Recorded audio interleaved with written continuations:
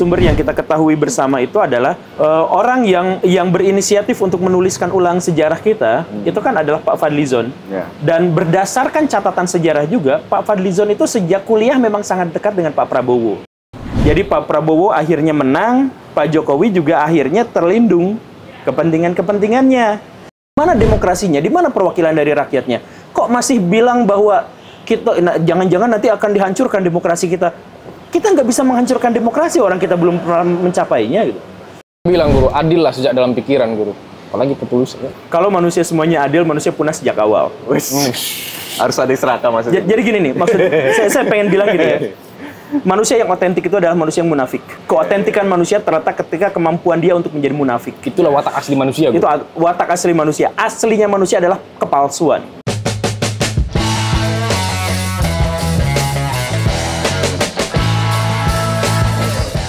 Guys-guysku, assalamualaikum warahmatullahi wabarakatuh. Waalaikumsalam. Jumpa lagi di Torpedo. Apa kabar kalian semua? Kali ini bukan lagi senang kali aku karena kita bersama guru gembul, Bang. Guru kita semua. Guru kita semua. Kita akan banyak membincangkan banyak hal dan sepertinya ACC dari guru gembul sih bebas ngomongin apa aja asal tidak fitnah dan hoax. Yang pertama langsung aja kita tembak torpedo ini guru gembul nih, Bang. Apa ini, Bang? Apa? Kita sebenarnya ada 4 highlight yang torpedo tawarkan kepada guru. Silakan nanti guru menyampaikan pendapat pribadinya terhadap 4 isu aktual yang ada di Indonesia saat ini. Yang pertama itu guru, kita coba masuk lewat proyek penulisan buku sejarah. Walaupun kita tahu guru sudah statement di dalam podcast resminya, tapi teman-teman torpedo ini perlu juga nih perspektif yang lain. Dapat insight lah. Terkait penulisan buku sejarah. Guru, bagaimana secara umum guru melihat penulisan buku sejarah ini? Bisa jelaskan nggak? Harus dipahami bahwa sejarah yang kita kenal itu bukan science, bukan humaniora science, bukan social science, tapi doktrin. Sejarah yang ditulis itu harus kita pahami sendiri sebagai sebuah doktrin. Dan karena sebuah doktrin, maka negara kita ketika menyelenggarakan pendidikan, itu SD kita bahas Pangeran Diponegoro, SMP kita bahas Pangeran Diponegoro, SMA juga kita bahas Pangeran Diponegoro, ya kan? Ya karena doktrin. Jadi dia bukan dinarasikan sebagai peristiwa sejarah, dia dinarasikan sebagai cara untuk bisa mengontrol masyarakat. Nah, sejarah itu biasanya diperlakukan seperti itu. Apalagi sejarah yang ditulis oleh pemerintah. Sejarah yang ditulis oleh sama pemerintah, kita jangan muluk-muluk berharap bahwa ini harus sesuai dengan fakta. Enggak, sejarah yang ditulis sama pemerintah itu adalah semacam buku putih yang dibuat untuk menentukan identitas kebangsaan. Begitu. Jadi, semua buku sejarah yang ditulis oleh pemerintah itu kalau di akar rumput kalangan akademisi itu akan komplain, itu akan protes, itu akan tidak setuju dan menjadi kontroversi. Karena sejarah sendiri tidak bisa kita akses.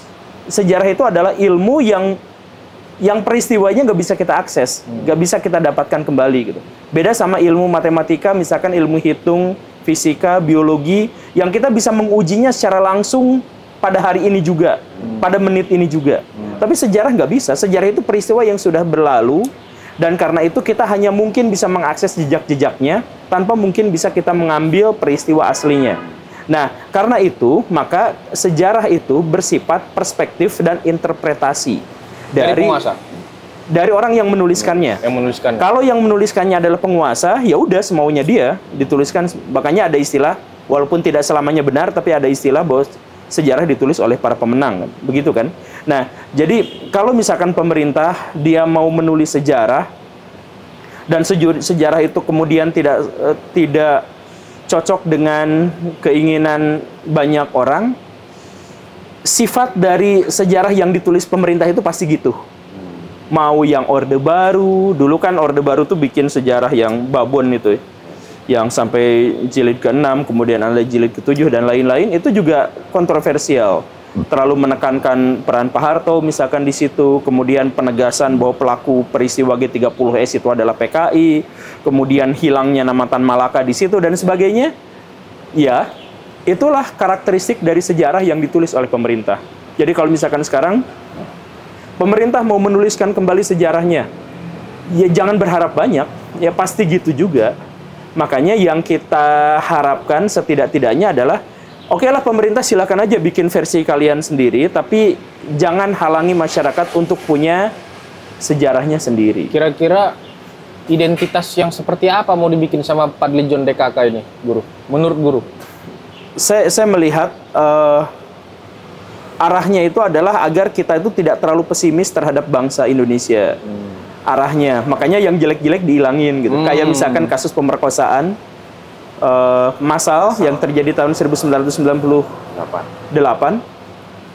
Saya kan sudah menjelaskan di video saya itu bahwa terlalu mustahil untuk terjadi pemerkosaan massal dalam situasi chaos, tapi mengarah pada satu etnis tertentu. Nggak logis, nggak masuk akal. Jadi gini, dalam psikologi massa, yang Pak Fadly juga tentu saja sudah mengetahui dan membaca itu, dalam psikologi massa, kalau misalkan ada yang chaos, itu nggak mungkin mengarah pada satu tujuan yang sama. Kalau kita nih lagi digeruduk, acak-acakan lari ke sana ke sini, kita nggak mungkin kompakan lari ke arah yang sama gitu, nggak mungkin. Kecuali di komando. Berarti Guru menyimpulkan ada yang sengaja mengorkestrasi agar Ya tentu saja. Gitu. Gini, masyarakat, ini main psikologi dulu ya. Masyarakat itu terdiri dari orang-orang yang latarnya berbeda, pemikirannya berbeda, kadar intelektualnya berbeda, landasan ekonominya juga berbeda, bahkan motif untuk datang ke satu tempat juga berbeda. Jadi kalau misalkan pada satu waktu mereka chaos dan bubar, mereka tuh gak akan mengarah pada satu jalan yang sama. Ada yang ke sana, ke sini, ke sana. Kalau misalkan dalam sebuah lapangan gitu ya. Pasti seperti itu. Kalau misalkan krisis ekonomi 98 dikatakan sebagai kerusuhan. Kerusuhan kan berarti chaos kan? Chaos. Kalau kerusuhan, dia tuh gak mungkin secara sistematis tiba-tiba menyerang, nyari-nyari cewek yang sipit kemudian diperkosa, tuh gak mungkin. Namanya juga chaos. Nah, jadi kalau misalkan ada 1.000 orang, 2.000 orang yang menjadi korban pemerkosaan pada waktu itu, ternyata etnisnya sama, narasinya sama, kasusnya adalah dijarah dulu tokonya, dibakar dulu, kemudian yang laki-lakinya dibunuh, yang perempuannya diperkosa dulu, lalu dibunuh, dan lain sebagainya, itu sistematis. Jadi jangan bilang bahwa itu adalah, kan Pak Fadly John itu, ya pemerkosaannya memang ada. Tapi apakah itu di skenariokan, itu massal gitu ya, di skenariokan, ya enggak, itu kan hanya bagian dari ini. Ya enggak logis lah sesuai dengan logika berpikir masyarakat psikologi kawanan gitu. Kan manusia itu psikologi kawanan kalau misalkan lagi banyak kan gitu ya. Dia akan menjadi impulsif, dia akan kehilangan rasionalismenya, rasional pribadinya, dan sebagainya, itu nggak mungkin. Nah, tapi sama Pak Fadly itu dihapuskan, kemudian dinarasikan ya kekerasan ada, penjarahan ada, itu ada, tapi kalau misalkan di skenario kan itu tidak ada. Nah, jadi beliau itu ingin membuat Indonesia itu bersih. Dari cerita-cerita kotor seperti itu. Dan banyak yang komplain sama saya, kok Pak Guru setuju dengan yang seperti itu? Bukan setuju, tapi maklum. Karena misalkan, ketika Indonesia masuk ke dalam pemerintah Orde Baru, cerita-cerita bahwa betapa kejamnya laskar-laskar Indonesia terhadap orang Belanda itu nggak pernah diceritakan. Misalkan gini, pas proklamasi kemerdekaan, Indonesia memproklamirkan kemerdekaan, masih banyak orang Belanda kan? Itu apa yang terjadi sama orang-orang Indonesia, laskar-laskar Indonesia datang ke pemukiman-pemukiman Belanda, menyerang mereka, mau perempuan, mau nenek-nenek, mau anak kecil, mau bayi pun dibunuh. Ada bayi-bayi dilempar, bambu runcing disimpan di bawahnya, nancep dia. Diceritakan nggak itu dalam buku-buku kita? Ya enggak. Dan kalau misalkan saya ngomong seperti ini ke halayak, saya bisa digebukin. Anda itu memfitnah pejuang-pejuang kita. Ya aslinya gitu kok. Cuman tidak diceritakan karena apa? Karena sejarah kita memang harus membersihkan cerita-cerita jahat itu dari dari penglihatan orang-orang secara umum.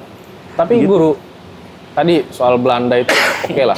Dan kemarin soal pemerkosaan massal kepada etnis tertentu di 98. Ada banyak saksi juga. Ada banyak orang yang sudah speak up. Maksud aku, kalau aku berpikir ideal, apa yang buruk tulis, apa yang baik tulis, apa adanya aja sejarah ini. Kenapa harus kita tutupi? Untuk jadi pembelajaran generasi di masa depan. Karena ini Guru, aku tambahkan lagi.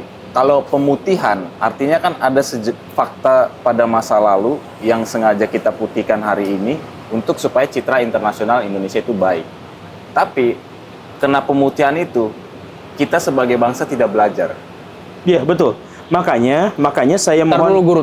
Mana ini tehnya Bang? Kualat kita nanti nggak lu? Nilai C. Nggak apa-apa. Nilai C pula aku sama guru ini nanti. Udah kering tenggorokan guru ini. Lanjut Guru. Nah, makanya saya katakan tadi, pemerintah itu kalau mau nulis silahkan semau dia silahkan. Tapi mohon orang-orang lain, kalangan akademisi, jangan pernah dibungkam untuk menceritakan versi dari yang hasil penelitian dan penyelidikan mereka sendiri. Ya, artinya, itu jangan pernah. Artinya jangan sampai satu arah kan. Nah, dan kenapa kalau misalkan tadi Akang bercerita, cerita yang baik-baik saja, yang baik ceritakan, yang buruk juga ceritakan, gitu kan? Sejujurnya ya, kalau gitu dunia tuh chaos. Karena saya ambil sederhananya gini nih. Kenapa perang Israel Palestina itu berkepanjangan sampai detik ini? Didasarkan pada sejarah, didasarkan pada fakta sejarah bahwa misal gini ya, Akang Muslim. Saya mohon maaf kalau misalkan harus menarasikan seperti ini. Satu waktu Abraham itu dapat wangsit dari Tuhan atau firman dari Tuhan. Tanah itu akan menjadi tanah Kanaan, tanah itu akan menjadi tanah milik kamu dan keturunan kamu. Abraham tidak lahir di situ, tidak besar di situ, tidak punya kolega di sana, tapi tiba-tiba dapat wangsit dari Tuhan, dapat firman dari Tuhan untuk menguasai tanah itu. Firman Tuhan itulah yang kemudian dipegang teguh sama orang Zionis Israel sampai detik ini bahwa tanah itu harus menjadi milik mereka. Artinya itu identitas kebangsaan mereka. Sama Inggris mau dikasih Argentina, sok mau nggak tanahnya lebih gede, lebih subur, lebih terpencil daripada musuh-musuh kamu. Di situ aja, nggak mau. Itu tanah yang dijanjikan Tuhan sama saya itu di situ. Orang Inggris datang lagi, itu gimana kalau Kongo? Tanahnya lebih besar, lebih subur. Dan dikelilingi oleh orang-orang yang pada waktu itu peradabannya masih belum semaju Eropa. Mau nggak tanah itu? Nggak mau, saya pengen tanah yang dijanjikan. Karena apa? Karena sejarah. Sejarah itu membentuk identitas kita. Coba, Akang, identitas Akang dari mulai nama, agama, tempat tinggal lahir, apa yang tidak terkait dengan masa lalu? Nggak ada. Semuanya bermula dari sejarah. Dan karena itu maklum, sekali lagi ya, bukan saya membenarkan, saya mengatakan bahwa Pak Fadli kalau dia menghapuskan pemerkosaan dia salah gitu. Saya katakan begitu. Tapi saya memaklumi kalau konteksnya adalah sejarah yang dibuat oleh pemerintah. Makanya silahkan pemerintah bikin aja, tapi saya juga diizinkan dan boleh untuk speak up bahwa tidak seperti itu aslinya. Bahwa ada temuan oleh sejarawan-sejarawan lain gitu ya, berdasarkan riset mereka, itu juga boleh. Jangan sampai dihakimi bahwa oh ini ilegal. Iya, begitu. Jadi jangan sampai seperti pemerintahan Orde Baru gitu. Pemerintahan Orde Baru itu kan sepihak saja. Yang lain salah semua, ini adalah yang resminya begini, nah itu yang salah. Karena penulisan sejarah itu memakan korban yang menyakitkan. Misalkan peristiwa PRRI Permesta. Mereka tuh nangis-nangis, kami tuh tidak pernah memberontak pada Republik Indonesia. Judulnya aja kami tuh pemerintahan revolusioner Republik Indonesia. Kami tuh nggak mengganti Republik. Tapi di buku-buku sejarah ditulis pemberontakan PRRI Permesta. Mereka tuh marah. Terstigma gitu ya, Guru ya. Terstigma. Kok kami yang sebenarnya adalah oposisi terhadap pemerintahan Pak Karno, kok jadi pemberontak? Itu menyakitkan. Tapi ya makanya pemerintah silakan aja nganggap itu pemberontak, tapi PRRI dan orang-orang berhak untuk mengakses informasi yang sesungguhnya bahwa mereka itu bukan pemberontak. Tapi kan ini pertarungan narasi, Guru. Kalau oke, Guru masih bisa diizinkan berbicara, anggaplah 10 tahun, 20 tahun. Tapi kalau buku ini sudah jadi dan diajarkan oleh ke sekolah-sekolah, generasi ini akan tumbuh dan memaknai bahwa sejarah itulah yang benar. Nah, makanya saya ada solusi yang saya tawarkan kepada pemerintah. Solusinya gini, anak-anak kecil belajar sejarah dan diajarkan oleh pihak sekolah. Ajarkan kepada mereka bukan fakta-fakta tapi ajarkan kepada mereka tentang etika dan moral. Pengenalan tentang identitas. Makanya yang saya tawarkan tuh begini. Orang-orang di Indonesia tuh ada orang-orang yang sangat inspiratif. Di antaranya adalah Pak Sukami. Siapa Pak Sukami? Dia itu adalah Menteri Pekerjaan Umum dan Menteri Kelistrikan. Luar biasanya adalah, walaupun beliau Menteri Pekerjaan Umum, beliau tuh rumahnya bocor-bocor semuanya, di mana-mana. Ya. Selevel menteri. Dan beliau itu, walaupun Menteri Kelistrikan, listrik di rumahnya dicabut. Karena nggak bisa bayar listrik, nggak bisa bayar tukang untuk memperbaiki rumahnya yang bocor. Selevel menteri. Kenapa seperti itu?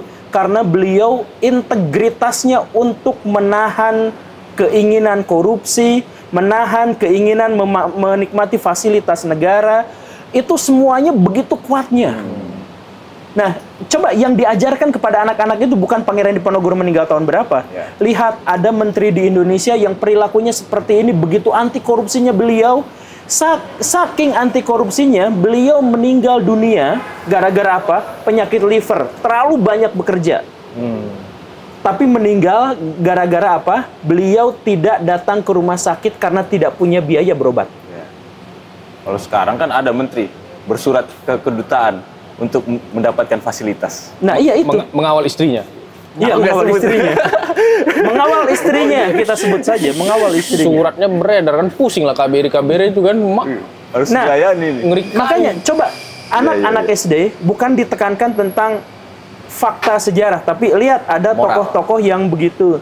Ada lihat Pak, misalkan Syafruddin Prawira Negara, Menteri Kemakmuran. Ya. Menteri Kemakmuran tapi ibunya jualan gorengan Ya. untuk bisa menutupi kehidupannya. Mengajarkan soal kesederhanaan guru ya, kejujuran. Iya betul. Anak kecil diajarkan sejarah kan, tokoh-tokoh diajarin tentang itu, hal seperti itu. Ketika SMP, nah mulai belajar tentang fakta sejarah. Untuk polisi sekarang ya lihatlah Jenderal Hugeng begitu kira-kira. Ya itu yang tadi ya, Jenderal Hugeng gitu ya. sederhana. Jangan kayak polisi sekarang, nah, misalkan gitu ya. Emang kenapa polisi sekarang guru? Karena apa, polisi Guru? sekarang itu beli robot yang remote itu harganya 3 miliar katanya. Padahal mesti pakai remote itu. Ya, jadi iya itu pertunjukan, ya udahlah itu. Tapi guru, ada dalam penggalan jilid sejarah yang bakal ditulis ini, Orde Baru disebut sebagai Bapak Pembangunan, dan kita juga nggak bisa nafikan ada juga pergolakan kok di situ. Dan era Jokowi beserta IKN-nya itu diglorifikasi. Iya, makanya kasih aja itu untuk anak SMP. Fakta-fakta seperti itu anak SMP. Nah, jadi gini nih. SD moral. Sementara izin sedikit lagi guru. Nah, Bu Mega, Gus Dur itu setengah-setengah halaman guru. Ini gimana guru? Agak-agak berat sebelah ini. IKN yang belum jadi satu jilid. iya. Jadi saya gini nih ya. Padahal Pram kan bilang guru, adil lah sejak dalam pikiran guru. Apalagi petulisnya. Kalau manusia semuanya adil, manusia punah sejak awal. Harus ada seraka maksudnya. Jadi gini nih, maksud saya pengen bilang gini ya. Manusia yang otentik itu adalah manusia yang munafik. Keotentikan manusia terletak ketika kemampuan dia untuk menjadi munafik. Itulah watak asli manusia guru. Itu watak asli manusia. Aslinya manusia adalah kepalsuan. Ya. Nah, jadi SD moral, SMP kasihin aja yang kayak gitu untuk meneguhkan bahwa mereka punya identitas. SMA, nah baru pelajar SMA itu belajar secara kritis. Benarkah seperti ini? Apa benar Gus Dur masa cuma 1,5 halaman, masa cuma segini? Nah, SMA itu nalarnya udah lebih. Jangan sampai anak SD dikasih nalar kritis itu ngeri. Jadi belajar akademis SMP, SMA belajar nalar kritis. Coba masa ini IKN kan kayak gini, masa gimana ceritanya ketika IKN dibangun sebelum AMDAL-nya selesai? Gimana ceritanya IKN gedungnya udah dibikin, ternyata airnya susah karena di bawahnya gambut. Logika berpikirnya di mana mau bikin istana ngambil air susah. Nah, itu ajarin di SMA, mulai SMA. Nah, kuliah bantai, akademis. Jadi pelajaran sejarah itu, jadi kalau misalkan dalam dimensi sejarah itu kan ada sejarah sebagai peristiwa yang nggak bisa diakses sama setiap orang. Karena udah lalu. Ya. Ada sejarah sebagai kisah. dituturkan, tapi penuh distorsi tergantung siapa penuturnya. Ada sejarah sebagai seni, hanya disampaikan untuk memberikan penghiburan, kesenangan, dan lain sebagainya. Ada sejarah sebagai ilmu, di mana dia benar-benar akademis, hanya mau menerima fakta, dan benar-benar netral terhadap berbagai kepentingan. Ya. Sejarah sebagai ilmu, anak kuliah. Sejarah sebagai kisah, anak SMP. Sejarah sebagai seni, anak SD. Sejarah sebagai peristiwa, jangan harap kita bisa mengaksesnya. Nah, kayak gitulah. Jadi, penulisan sejarah itu dijamin penuh kepentingan, dijamin banyak fakta yang ngaco. Itu beneran. Tapi kita tuh membutuhkan semacam semacam sejarah yang orang awam yang tidak membutuhkan konfrontasi akal gitu. Ya kayak ibu-ibu yang dagang di warung, yang kayak gitu. Ya silakan hidup mereka dengan kedamaian palsu yang diberikan oleh pemerintah, ya silakan saja. Tapi misalkan kelompok wartawan, kelompok apa, ayo akses sedalam-dalamnya. Kita kritik per kata dari buku yang dituliskan oleh pemerintah itu. Gak apa-apa, gak jadi masalah. Dan saya juga akan melakukan hal yang seperti itu. Berarti guru bisa aku bilang, ketika pemerintahan sekarang mencoba menghapuskan ada fakta sejarah seperti perkosaan massal, kemudian ada penjarahan, ada penembakan, ada dan lain-lain pada peristiwa itu, dan itu dicoba dihilangkan, itu mengonfirmasi bahwa mereka-mereka ini pelakunya. Berat. Sumber yang kita ketahui bersama itu adalah orang yang berinisiatif untuk menuliskan ulang sejarah kita, itu kan adalah Pak Fadlizon. Ya. Dan berdasarkan catatan sejarah juga, Pak Fadlizon itu sejak kuliah memang sangat dekat dengan Pak Prabowo. Dan ketika Pak Prabowo itu terlibat atau diisukan terlibat dengan kasus-kasus kekerasan yang terjadi di sana, dan Pak Fadli sebagai penulis sejarahnya juga menghapuskan itu, ya wajarlah kita curiga kan. Dapat poin lah dia gitu kira-kira guru ya. Ya, dapat poin, wajar kalau kita curiga. Tapi ya sebatas kecurigaan aja kan. Kan kita bukan sejarawan kan, kita nggak punya otoritas untuk bicara. Cuman Pak Prabowo diisukan terlibat dalam kekerasan kerusuhan tahun 98. Premis pertama. Yang kedua, Pak Fadlizon itu dekat dengan Pak Prabowo sejak lama. Yang kedua. Yang ketiga, Pak Fadlizon memiliki otoritas legal untuk menuliskan sejarahnya. Dan yang keempat adalah ternyata kasus-kasus kekerasan yang terjadi 98 dihilangkan dalam buku sejarah kita oleh Pak Fadlizon.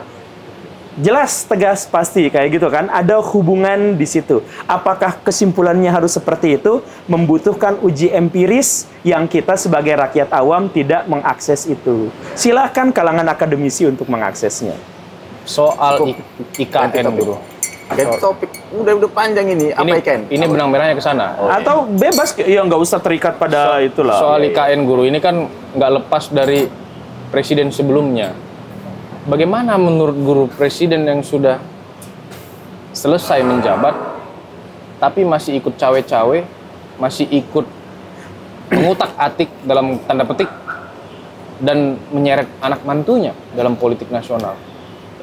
Pak Jokowi dengan Pak Prabowo itu kan ada hubungan saling sandra satu sama lain.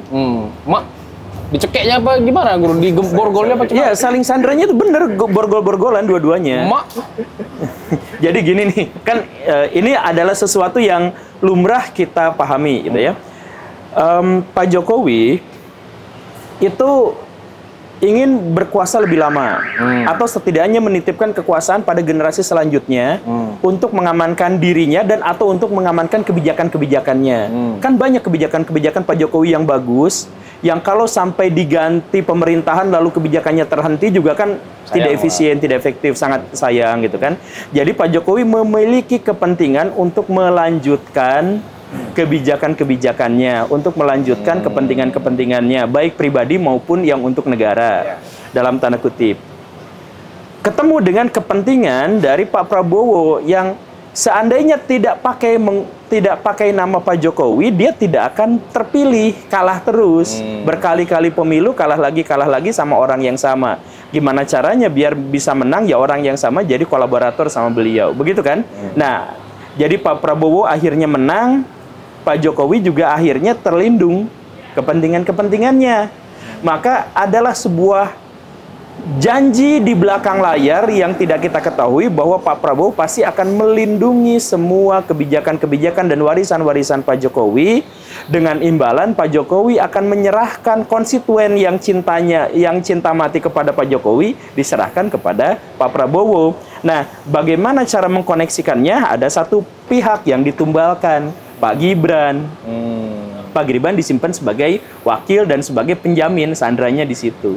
Nah, jadi kalau misalkan sekarang ada IKN yang dipertahankan, kemudian ada Pak Jokowi yang masih terlibat untuk mengamankan begini dan begitu, dan kok masih boleh sama Pak Presiden yang lebih baru lagi dan sebagainya, ya karena mereka tuh saling sandra satu sama lain. Emang bisa Pak Prabowo menang tanpa suara Pak Jokowi? Emang kalau misalkan bukan Pak Prabowo, kepentingan-kepentingan Pak Jokowi masih bisa dipertahankan di zaman sekarang? Kan enggak. Jadi mereka tuh ya saling terikat itu. Betapapun katakanlah misalkan Pak Prabowo idealis, betapapun Pak Jokowi itu katanya adalah orang yang secara pribadi baik hati dan sebagainya, ya mereka membutuhkan kolaborasi itu. Jadi ya harus saling ikat kan. Ada beberapa pernyataan beliau yang ketika ditanya oleh teman-teman pers, Beliau siapa nih? Pak Jokowi, terkait batalnya mutasi Letjen Kunto, anaknya Tri Sutrisno. Iya. Kemudian kepala PCO Hasan Nasbi yang udah pakai sepatu, dia udah bikin video ya kan, udah teken-teken di meja balik lagi. Ditanya, gimana Pak? Ini dikait-kaitkan sama Bapak karena dianggap bahwa Letjen Kunto, ayahnya Tri Sutrisno, mengetahui 8 poin tuntutan Purnawirawan untuk memakzulkan Gibran. Iya. Akhirnya dimutasi, batal lagi. Ya ada kaitannya dengan Pak Jokowi lah. Ketika ditanya, oh saya tidak tahu menau, saya tidak ikut-ikutan. Tadi di awal Guru Gembul bilang sifat alamiah manusia ini munafikan. Apakah Pak Jokowi juga masuk kategori munafik, Guru? Kalau Pak Jokowi punya karakteristik kemunafikan, ya setiap orang punya, termasuk Pak Jokowi juga. Dalam hal misalkan ada kebohongan-kebohongan yang atau ada inkonsistensi yang akhirnya ketahuan. Ya itu adalah karakteristik manusia untuk bisa mempertahankan hidupnya, untuk mempertahankan dirinya. Kalau misalkan Pak Jokowi juga akhirnya sebenarnya ngaku saya tidak tahu apa-apa, tapi ternyata begini dan begitu, itu juga sudah terendus banyak sekali kan, lama sekali. Misalkan Pak Gibran mengeluarkan pernyataan, saya tidak mau kok jadi politisi, saya maunya jadi pengusaha. Lalu tiba-tiba nyapres, lalu tiba-tiba ditekan, wah ini Pak Jokowi pasti di belakangnya. Oh saya nggak tahu apa-apa. Ada pihak yang berbohong antara Gibran dengan Jokowi. Ya, pasti gitu kan? Tapi lazim nggak sih, Guru? 10 tahun berkuasa, sepertinya kalau kita lihat presiden sebelumnya nggak ikut-ikutan, udah selesai aja. Ya udah selesai. Tapi ini udah 10 tahun, malah pengen nambah 3 periode. Iya, karena dalam tanda petik ya. Yang ingin nambah 3 periode siapa? Pak Jokowi. Pak Jokowi. Kayaknya, tapi itu kan ditolak juga kata Pak Jokowi, saya nggak mau. Banyak kita dengar gitu, kan, dari yang lagi berkasus Sekjen PDI Perjuangan, dia juga bilang begitu. Iya. Karena itu kemudian kasus yang menimpanya berjalan terus. Ya.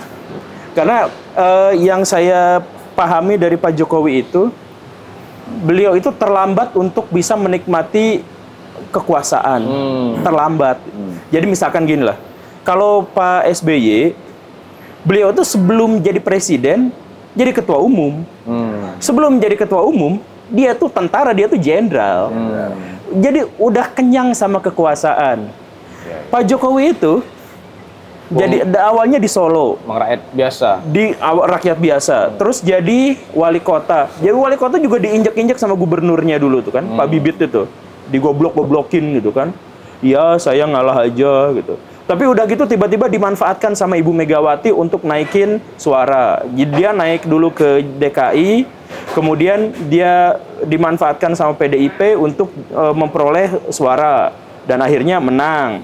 Sampai Ibu Megawati rela untuk mengorbankan janjinya dengan Pak Prabowo kan, demi kemenangan pemilu nanti Pak Jokowi dinaikin. Tapi di periode pertama Pak Jokowi pun tetap ya cuman sekedar petugas partai. Siapa sih dia kalau tanpa PDIP?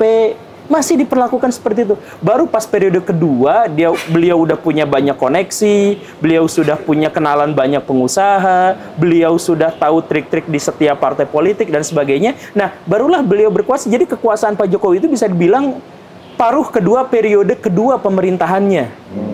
Nah, jadi wajar pas dia paruh kedua pemerintahannya dari rakyat jelata secara mental, ini balik lagi ke psikologi ya. Mental orang yang dadakan dari rakyat jelata tiba-tiba memegang semua otoritas kekuasaan dipegang di tangannya, itu kaget dong. Terus, tapi kok cuma sebentar, baru 2-3 tahun udah hilang, gimana caranya biar bisa mempertahankan ya? Ya mungkin gitu. Nah kalau misalkan Pak SBY kan enggak kan, udah kenyang dia sama kekuasaan. Aku mau mungkin gitu. Itu mah hanya hipotesis berdasarkan psikologi gitu. Iya. Aku mau tanya tadi soal prediksi guru ketika pengeratan ini terus berjalan antara Pak Jokowi dan Pak Prabowo di pemerintahan. Nah, ini ada sisa 4 tahun sekitar lagi. Kan kita lihat kemarin ada Legend Kunto sudah dikeluarkan, masuk lagi.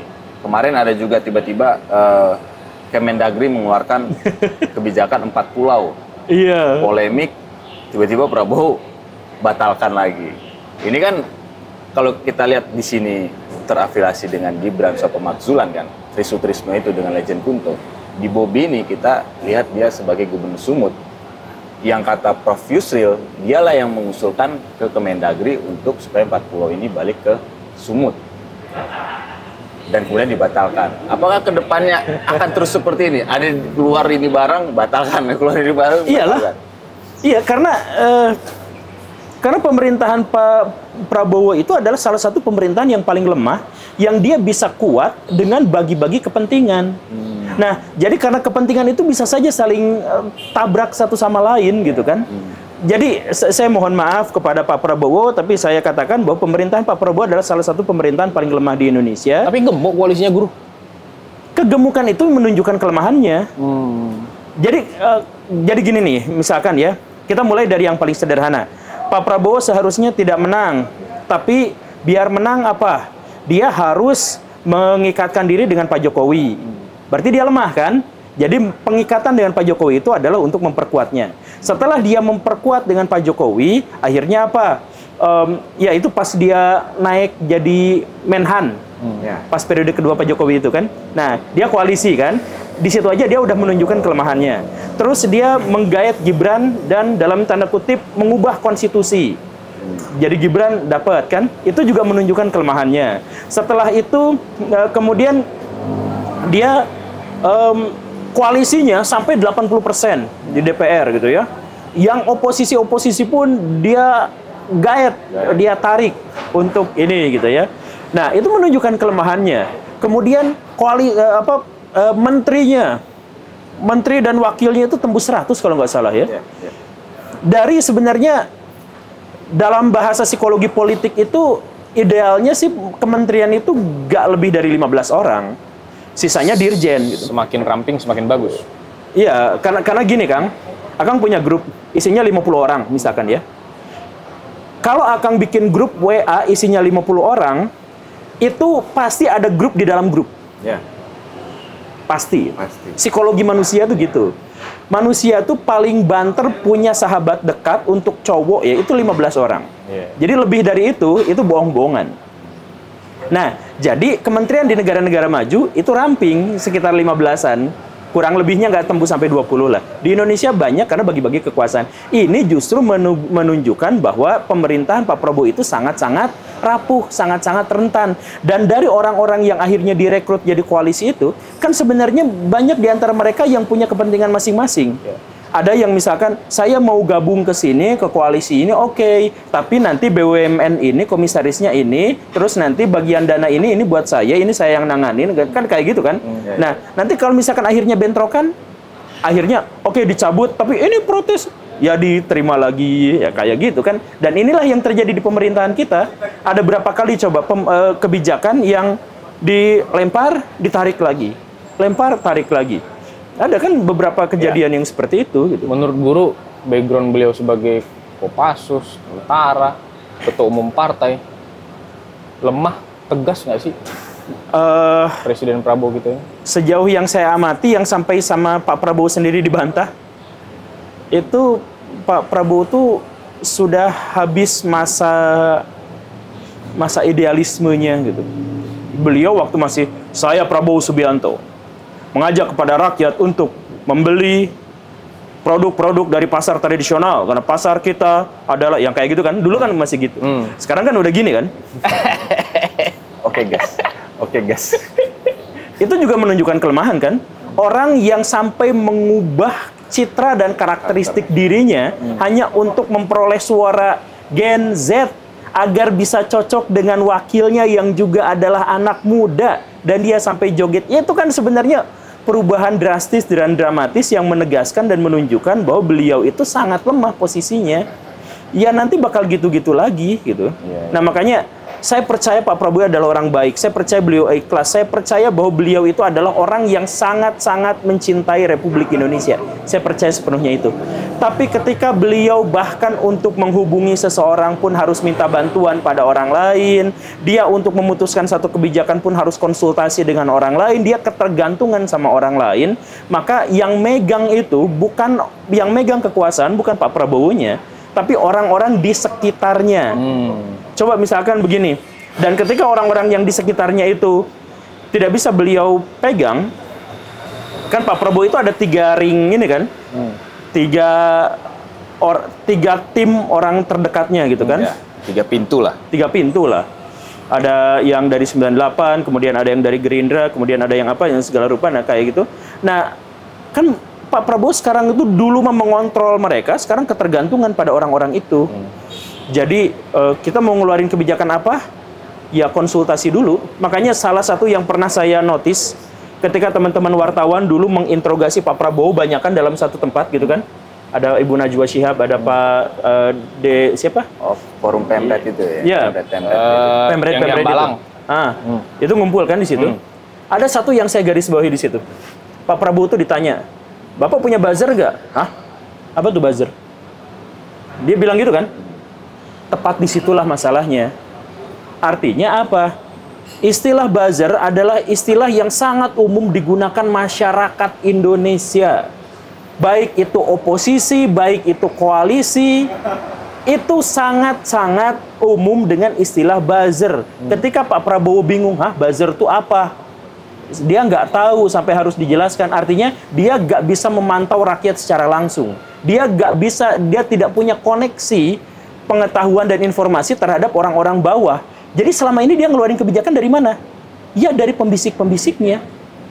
Makanya ketika rakyat sekarang kesulitan untuk dapat lapangan pekerjaan, rakyat sekarang melihat dengan mata kepala sendiri PHK di mana-mana. Rakyat melihat sekarang untuk dapat UMR, upah minimum regional, minimum. Itu tuh kita tuh habis-habisan gitu. Tapi Pak Prabowo tetap mengatakan bahwa Indonesia kuat, lihat Indonesia maju, lihat Indonesia begini. Karena dia nggak ngelihat apa yang terjadi di bawah, dia hanya mendengar, melihat dari para pembisiknya. Masuk akal nggak sih ketika misalkan bisa dibilang guru, orang istilah buzzer aja dia nggak tahu? Sekelilingnya ini banyak ABS lah ya, asal Bapak senang ya. Melaporkan data yang lebih tepatnya, asal Bapak bisa saya manfaatkan demi kepentingan saya sendiri. Gitu. Ngeri guru, ngeri. Lanjut Bang. Ini kita menyeberang tentang peristiwa politik yang ada di negeri Wakanda, di mana ada satu pimpinan legislatif yang terlalu menguasai atau mendominasi kekuasaan di legislatif itu sendiri. Siapa? Puan Maharani? Dan di eksekutif. Oh, itu. Bukan, pokoknya ada lah. Aku bicarakan konteksnya. Nanti guru, aku minta pendapatnya. Apakah orang-orang seperti ini akan menghancurkan demokrasi? Seperti satu orang pimpinan di legislatif itu menyukai misalnya undang-undang soal senjata. Dan ketika dia keluarkan itu, dalam beberapa waktu diketok jadi. dalam beberapa waktu diketok jadi. Tapi ketika menyangkut soal hajat rakyat banyak seperti transportasi online, kayak kalau di luar negeri itu Uber, kalau di Indonesia Gojek dan Grab, itu terkesan lambat, tidak ada progres. Padahal driver itu kan jutaan orang yang mencari nafkah di situ. Ini bagaimana pendapat Guru? Apakah ini akan menghancurkan demokrasi kita atau saya mohon maaf karena saya akan menjawab dengan jawaban yang tidak sesuai dengan harapan. Saya katakan bahwa dia sama sekali tidak akan menghancurkan demokrasi. Kenapa? Karena kita memang bukan negara demokrasi. Jadi apa yang hancur kalau tidak ada? Jadi tapi kan ada dalam Pancasila itu apa? Tools bernegara kita itu keadilan sosial itu. Enggak. Jadi ya itu cuman kata-kata yang harapan, nama, yang konsep yang belum kita wujudkan. Saya selalu bilang bahwa demokrasi di Indonesia, apalagi di Indonesia itu semu, bohongan, cuman topeng. Dan di seluruh dunia pun demokrasi itu nggak pernah mewujud. Kalau masyarakat demokratis itu ada, tapi sistem demokrasi itu nggak mungkin. Jadi gini nih, misal, ketika saya mencalonkan tokoh misalkan ya, Ganjar, Anies, Prabowo sebagai presiden selanjutnya. Lalu mereka semuanya dipilih rakyat. Benar nggak mereka dipilih rakyat? Ya enggak lah. Yang terjadi adalah kalangan elit merekayasa masyarakat untuk memilih calon yang mereka inginkan. Bukan rakyat memilih. 99,9% rakyat Indonesia tidak tahu siapa Prabowo Subianto yang sesungguhnya. Tidak pernah tahu Anies Baswedan itu karakternya seperti apa. Rakyat hanya tahu Anies Baswedan seperti apa dari orang yang mendukungnya dan ada dari orang yang mengolok-oloknya. Siapa Prabowo? Kita masyarakat biasa tidak pernah mengaksesnya. Kita hanya mengakses informasi tentang Pak Prabowo dari tim suksesnya atau dari orang yang kampanye hitam terhadap dirinya. Begitu kan? Ya. Jadi sebenarnya ini masyarakat direkayasa untuk memilih. Makanya nih, setiap pemilu, wartawan-wartawan, teman-teman wartawan, itu pasti akan nanya kepada partai politik, kemudian partai politik akan ngomong, target perolehan suara kami di Sumatera Utara itu sekitar 20%. Artinya apa? Partai politik menargetkan suara. Artinya suara rakyat adalah objek yang diperebutkan, yang direkayasa oleh elit-elit partai politik. Saya menargetkan dapat suara segini.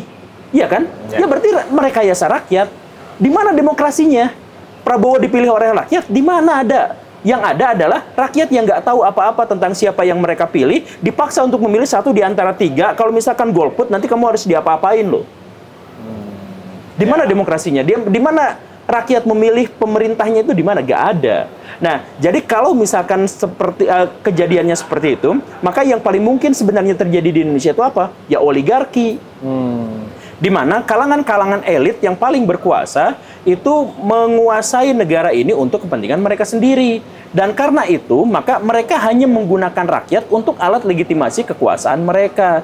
Kalau mereka pada akhirnya sudah terpilih menjadi ini itu, misalkan ya mereka menjadi otoriter yang menjadi sangat wajar. Sebagai contoh gini, teman-teman wartawan saya yakin tahu. Kalau DPR itu adalah perwakilan dari rakyat, dan sekitar 30% rakyat Indonesia adalah petani, seharusnya anggota DPR itu 30%-nya petani.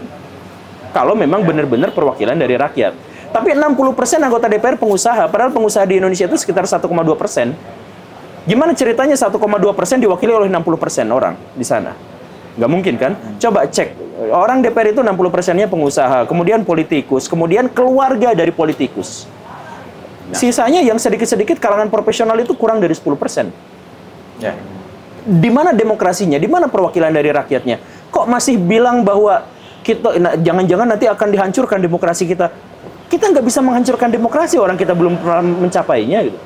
Nah, jadi kalau misalkan nanti ada anggota DPR atau ketua DPR atau siapapun yang mengaku dari parlemen, kemudian dia menjadi otoriter, ketika misalkan kebijakan-kebijakan ini dia abaikan, tapi kebijakan-kebijakan yang sesuai dengan kepentingannya sendiri langsung dicap, distempel dalam rapat paripurna yang tidak diketahui kapan rapatnya, hanya di hotel-hotel mewah bintang 5 yang tidak bisa diakses oleh publik dan sebagainya.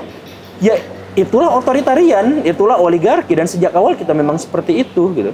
Jadi kita sebenarnya sekarang ini dalam perspektif berpikir saya tidak berharap bahwa kita tuh harus menegakkan demokrasi. Saya berharap agar pimpinan-pimpinan kita tuh jadi orang baik. Udah baik belum sekarang, Guru? Enggak. Termasuk si pimpinan parlemen yang dari negeri Wakanda ini? Dari negeri Indonesia. Negeri Indonesia ini. Iya, ini kita disebut Indonesia. Ya kalau misalkan ada anggota DPR misalkan yang berbentuk yang memanfaatkan otoritasnya, yang memanfaatkan posisinya untuk mengatur agar agar kebijakan ini harus kita ambil karena ini sesuai dengan kepentingan saya dan ini, ya itu benar-benar jahat. Kalau dia mau jadi raja, kalau dia mau jadi penguasa otoriter, ya jangan tinggal di Indonesia. Karena tinggal di Indonesia itu berarti pejabat-pejabatnya harus menjadi demokratis. Ketika si pejabat-pejabatnya itu memilih untuk tidak demokratis, tapi mengatasnamakan demokrasi, yaitu kemunafikan di atas kemunafikan. Itu kejahatan publik. Jadi ya mohon orang-orang yang seperti itu, ya please lah, kalian tuh memanfaatkan sistem yang salah dengan cara kerja yang salah dan menggunakan orang-orang yang sengaja dibuat salah, yaitu rakyat, untuk memilih mereka dan kemudian mereka menyalahgunakan kekuasaan. Saya dalam logika berpikir seperti ini, saya tidak percaya kalau mereka punya iman. Dalam logika berpikir saya gitu. Sebab kalau misalkan dalam iman saya misalkan, kan setiap kata-kata, setiap perbuatan, setiap kebijakan itu dipertanggungjawabkan. Apalagi perbuatan dan kata-kata yang impact-nya menyangkut 280 juta rakyat Indonesia yang meliputi 5 juta kilometer persegi wilayah. Kalau dia benar-benar beriman, saya yakin dia tidak mungkin untuk tidak amanah. Karena kalau misalkan dalam iman tuh diancam si pemimpin itu. Lu menggelintir satu orang, celakain, ya itu kamu akan dihisab. Nah 280 juta orang dihisabnya kayak gimana? Itu yang kalau beriman gitu ya. Itu yang soal ojol ada 7 juta. Nah yang ojol aja 7 juta. Jadi mereka tidak dijamin selamatannya, olinya, bannya, pengurusan SIM-nya, tapi dihisap setiap hari. Kealpaan negara ini menurut Guru zolim, nggak punya iman, nggak punya agama, apa cemana? Guru? Ya itu bukan kealpaan, itu disengaja. Oh, emang disengaja? Masa sih alfa? Kan mereka punya kebijakan untuk mengatur regulasi dari misalkan perusahaan ini nanti harus ngasih insentif ke partnernya sekian persen. Itu kan negara berhak bertanggung jawab kan? Perusahaan ini ngasih gaji UMR segini atau ini, terus tunjangan, terus kewajiban ini itu dan sebagainya. Itu kan termasuk dalam regulasi pemerintah kan? Itu termasuk dalam, ada undang-undangnya. Lah kalau misalkan tidak begitu, masa disebutnya alfa? Ya nggak sengaja, ya itu kesengajaan. Sengaja, berarti sengaja memang mau diperas ini keringat negara, sengaja mau meras keringat. Riset ideas, Guru. Perputaran uang dari ojol ini per hari 375 miliar. 8 jam aksi pemogokan itu menghilangkan 188 miliar. Dengan potensi uang yang begitu besar, jumlah pekerja ojol yang sangat besar, bukankah ini harusnya menjadi atensi penting baik pimpinan legislatif yang tadi dan juga rezim pemerintah? Akang tidak menyebutkan berapa banyak uang dari ojol itu yang disetorkan kepada orang-orang yang berkuasa. Berapa, Guru? Ya itu saya juga nggak tahu. Gitu. Tapi kan, Guru menyerap informasi itu, Guru? Bukan saya menyerap informasi. Maksud saya gini, Akang tadi memperhitungkan. Akang memperhitungkan. Itu riset? Itu riset. Oh ya, bukan perhitungan data. Akang, tapi data ya. Data. Jadi perharinya sekian miliar. Perputaran uang. Mungkin nggak pemimpin merugikan rakyat segitu besar? Nggak mungkin kan? Mungkin kalau keuntungan untuk dirinya lebih besar daripada kerugiannya. Ya itu logika aja, bukan tuduhan. Tapi logika masuk akal kan? Saya rugi. Intinya ada hengki-pengki lah ya, Guru. Ya mungkin. Diduga ada hengki-pengki. Diduga. Ya, saya punya anak buah 100 orang. Mereka rugi Rp10.000. Kan nggak enak buat sayanya kan? Kecuali kalau saya dapat keuntungan dari kerugian itu. dan tak punya iman menikmati kerugian itu. Ya iya. Dan itu berlaku bukan hanya untuk ojol, untuk petani juga. Banyak sektor ya guru ya. Coba singkong dibelinya berapa itu satu itu? Paling 1.500 perak gitu kan. Ya. Tapi nanti sama pedagangnya dinaikin apanya. Segala rupa yang kayak gitu. Dan itu disengaja. Disengaja. Makanya ini pejabat-pejabat, please lah.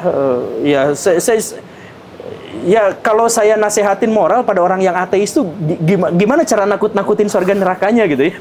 Udahlah, kembali ke hitohnya lah guru ya. Iya, jadi nggak bisa kan kalau misalkan beragama tuh saya takut-takutin neraka lu nanti neraka jahanam. Ya, kalau beragama, kalau nggak beragama ya gimana saya nakut-nakutinnya. Masuk kanan membal tuh guru ya, bukan keluar kiri ya, membal. Baik guru, kita masuk di sesi akhir guru. Satu pertanyaan dari netizen, monggo. Hantu laut torpedo. Hantu Kami laut. sebut Ada hantu laut. Hantu laut torpedo. Bukan tentara aja yang punya hantu laut. Torpedo juga ada, guru. Siap. Assalamualaikum, Guru Gembul. Waalaikumsalam. Ya, tadi kita udah berbicara tentang kelompok dan kemudian kita bicara tentang Agak dekat bang, kurang dengar guru bang. Maju sedikit. ada tentang moral dan yang lain-lainnya ya. Nah, kita ingin bertanya nih.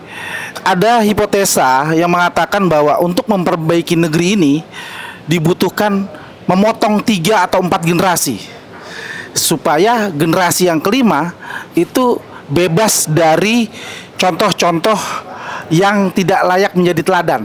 Nah, dari pandangan Guru Gembul sendiri tentang hipotesa ini seperti apa?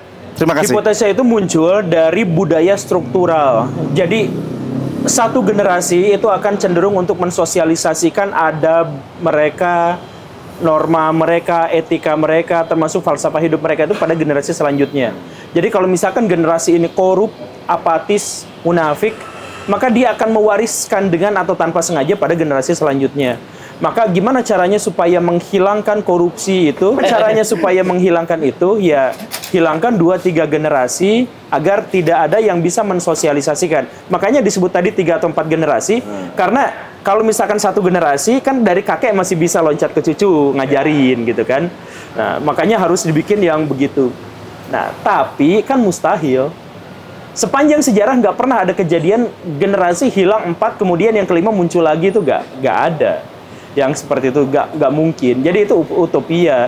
Tapi itu adalah muncul dari pihak-pihak idealis yang putus asa, putus harapan. Ini gimana sih?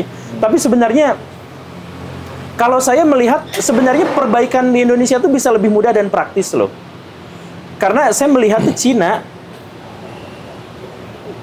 akang-akang tuh ya asumsi saya kita seumuran lah, atau akang sedikit lebih tua lah, asumsi saya lah ya. Jadi akang-akang tuh pasti pernah melihat sebuah zaman di mana Cina tuh diolok-olok sebagai bangsa, sebagai negara yang korup, yang paling kotor, yang pakai polutan, yang paling pembajak, yang wisatawannya paling mengerikan, yang makannya paling rakus, yang bayi aja ditelen, gitu kan?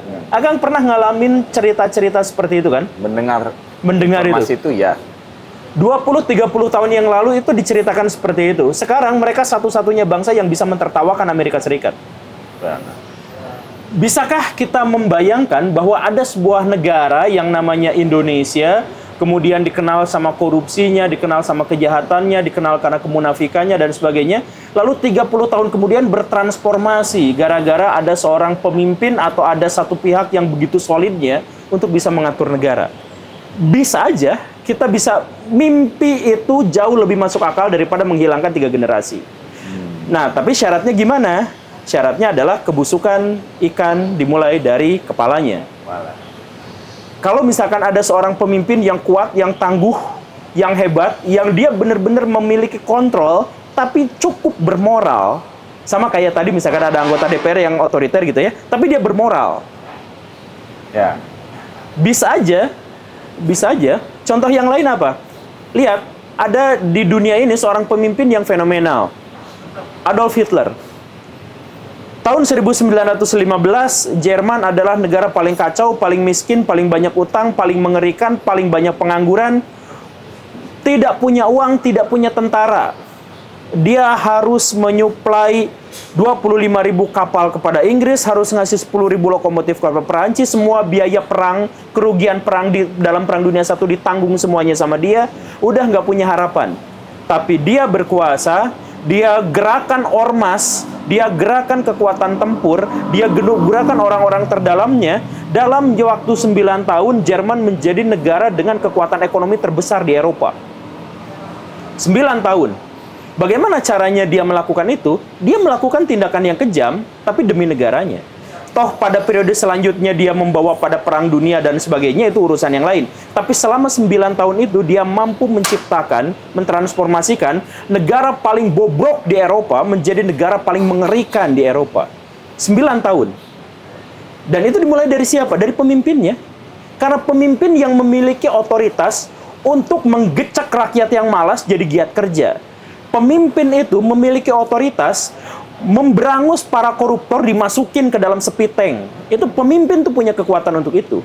Jadi kita bisa memulai, kita bisa berharap dari kemunculan Pak Prabowo, semoga bisa seperti itu. Semoga.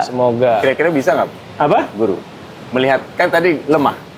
Simptom-simptom, Ya, gejala-gejala. lemah itu kan sekarang ya. Ya mungkin dengan doa seluruh rakyat Indonesia, Pak Prabowo bisa menjadi pemimpin yang membawa Indonesia ke arah perubahan yang signifikan. Semoga.